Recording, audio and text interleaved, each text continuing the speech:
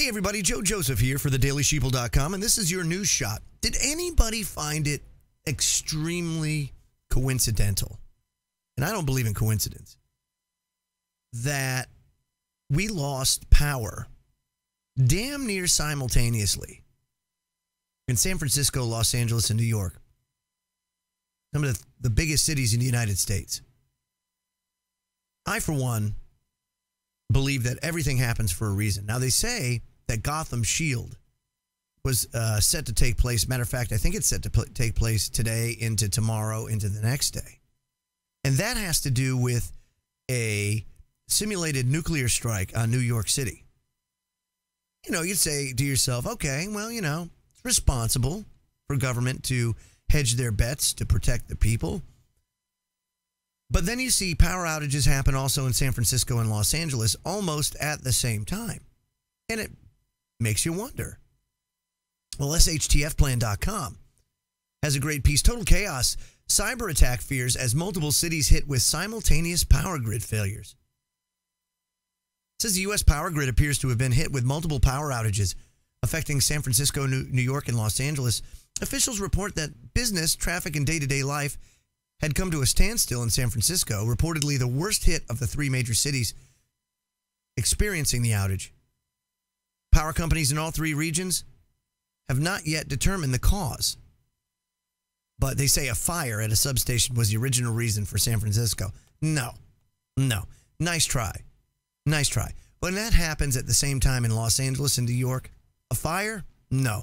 And let me tell you something. A substation fire is not going to cause the whole city to black out. Just doesn't do it. Doesn't do it. What they're trying to do is basically try to make excuses, and then they kind of throw the Hail Mary and hope and pray that nobody smart enough is out there reading this stuff to understand that it's total bull. And that's exactly what it is. It's total bull. So then one has to beg the question, what was the cause of the power failure? Since the cause of the outage, of course, have not been made clear, though given the current geopolitical climate, it's not out of the question to suggest a cyber attack could be to blame. It has also been suggested that the current outages could be the result of a secretive nuclear EMP drill by the federal government. You know, the national power grid has been mapped by adversaries of the United States. And it's believed that there are sleep trojans or malware that may exist in the current computer systems in the grid. Now, in a 2016 report, it was noted that our entire way of life has been left vulnerable to saboteurs who could cause cascading blackouts across the United States for days and weeks at a time. But that's just not it, you know. If it's an EMP, you're talking about months and months before you have power even remotely restored, during which time 80 to 90% of your population is going to die because they're just not prepared.